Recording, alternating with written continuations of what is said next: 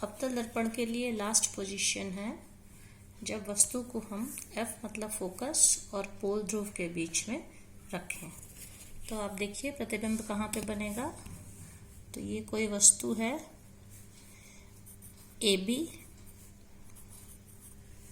इसका हमें प्रतिबिंब बनाना है। तो एक किरण हमने ली है मुख्य अक्ष के समांतर।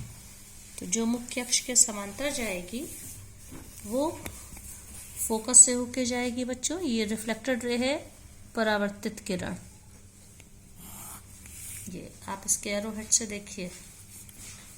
दूसरी किरण हम लोग C से लेते हैं। C मतलब कि वक्रता केंद्र। तो ये देखिए, ये C से होके जो किरण ऐसे जा रही है ये अपने ही मार्ग पे वापस लौटेगी। तो इसमें ये दोनों ये देखिए यहाँ से ऐसे गई और यहाँ से वापस लौटी। तो दोनों रिफ्लेक्टेड रेज मतलब कि परावर्तित लौटने वाली किरणें हैं, ये एक दूसरे से दूर होती। जैसे जैसे इनको आगे बढ़ाएंगे इनके बीच का डिस्टेंस बढ़ेगा और प्रतिबिंब वहीं बनता है जहाँ पे दो परावर्तित किरणें एक दूसरे से मिलें।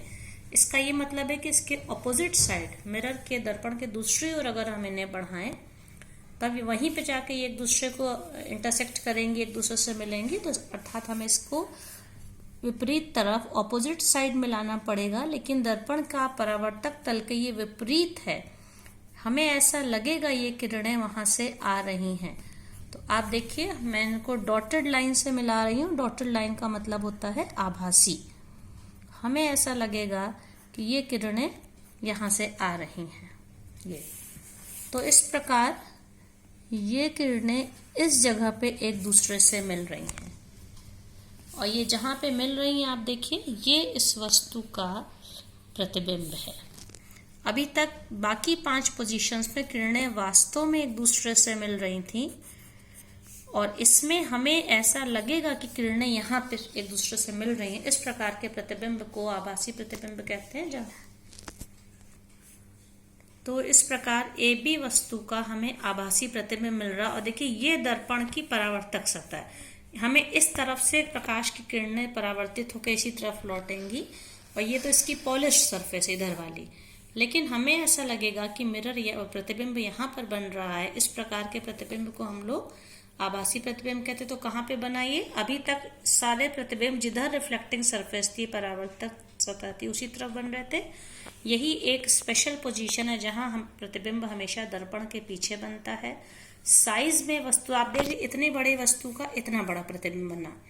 आभासी प्रतिबिंब बना, बड़ा बनेगा, सीधा बनेगा, आभासी। तो सीधा और आभासी हमेशा साथ आते। इसके पहले जितने भी प्रतिबिंब बने थे सब उल्टे और वास्तविक थे। तो इस तरह से ये स्पेशल पोजीशन है बच्चों। यही एक ऐसा पोजीशन है जब फोकस और पोल के बीच में हो और हमें वस्तु का बड़ा और सीधा प्रतिबिंब मिलेगा। इसके पहले बड़ा मिला था वो उल्टा प्रतिबिंब था। अब नेक्स्ट है उत्तल दर्पण के द्वारा प्रतिबिंब का बनना। अवतल दर्पण के द्वारा प्रतिबिंब बनने की 6 अलग अलग डिफरेंट पोजीशंस थी जहां हमने ऑब्जेक्ट को मतलब की वस्तु को रखा था। उत्तल दर्पण के में वस्तु को हम कहीं पर भी रखें हमेशा हमें एक ही तरह का प्रतिबिंब मिलता है। ये देखिए ये उत्तल दर्पण है। उत्तल दर्पण की रिफ्लेक्टिंग सरफेस ये है, परावर्तित। इधर से हम प्रतिबिंब किसी वस्तु का देखेंगे लेकिन सर्किल इसका इधर पूरा हो रहा है। तो इसका C सेंटर ऑफ कर्वेचर और फोकस, वक्रता केंद्र और फोकस इसके इस तरफ है।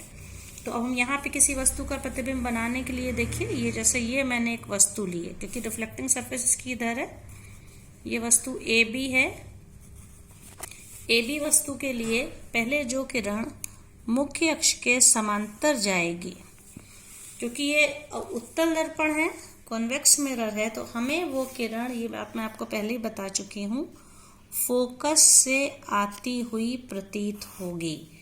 ये हिस्सा मैं डॉटेड लाइन से आपको दिखाती हूँ।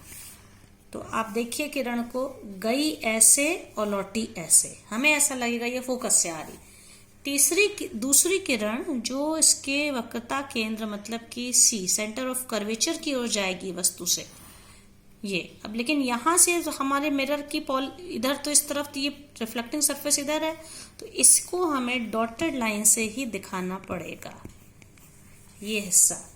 तो इसका मतलब दर्पण के वक्रता केंद्र की ओर जाने वाली किरण अपने ही मार्ग से सीधी निकल आएगी।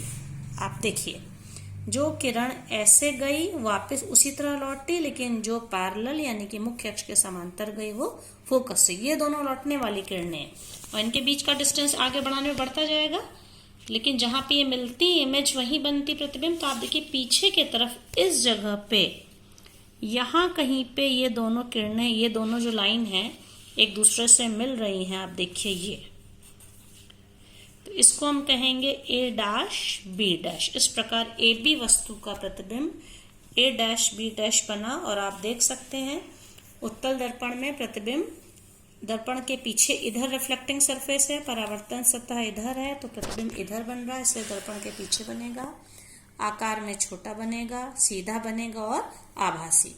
इस प्रकार अवतल दर्पण की एक स्पेशल पोजीशन में भी आभासी प्रतिबिंब बन रहा है और उत्तल दर्पण में प्रतिबिंब वस्तु को कहीं पर भी रखें तब भी हमें आभासी प्रतिबिंब मिल रहा है। लेकिन दोनों में क्या डिफरेंस है, ये बहुत इंपॉर्टेंट है बच्चों, कि अवतल दर्पण मतलब कॉन्केव मिरर का आभासी प्रतिबिंब हमेशा वस्तु से बड़ा बनता है, जबकि उत्तल दर्पण मतलब कि कॉन्वेक्स मिरर का आभासी प्रतिबिंब हमेशा वस्तु से छोटा बनता है। जैसे मैंने आपको इस टॉपिक के शुरू में बताया था, एक बहुत बड़ा चम्मच लेके नया पॉलिश्ड हो, उसमें हम देखें तो जो उसकी उभरी हुई सतह से जब हम लोग अपने प्रतिबिंब को देखते हैं, बहुत आप देखिए तो आपको अपना छोटा, अपनी इमेज आपको छोटी दिखती, सीधी और छोटी।